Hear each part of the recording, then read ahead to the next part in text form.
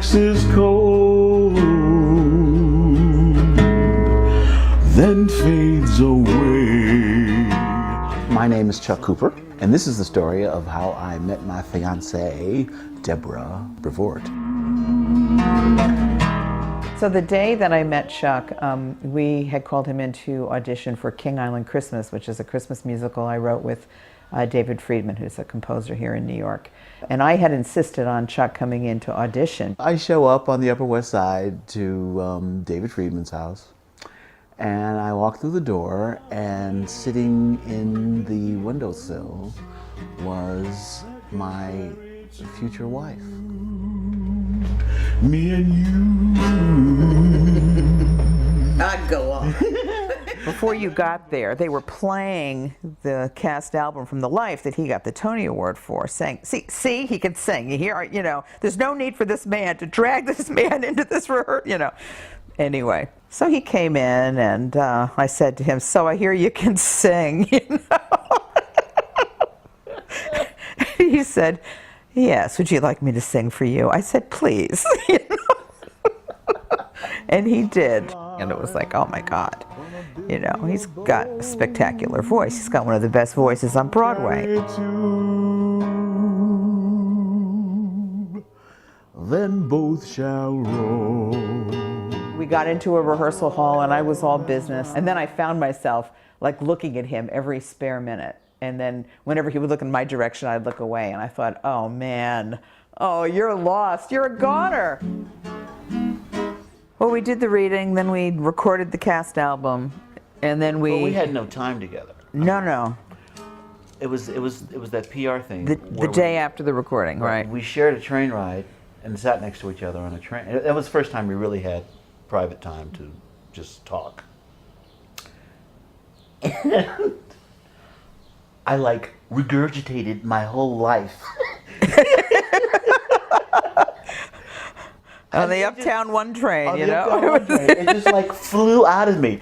You know, all my demons, all my stuff, just in her lap. And it came time for me to get up and leave, and I was like, it was weird. It was like really difficult to get up and leave. Oh, there is a ship, and she sails the sea. He gave me an article about the way that engagements were done in Africa. And the ritual is that a woman will cook fish in red palm oil and deliver it to a man's hut.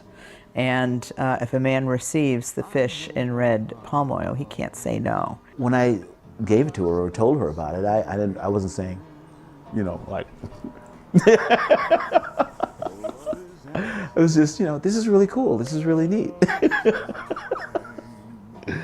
But maybe I was going, you know.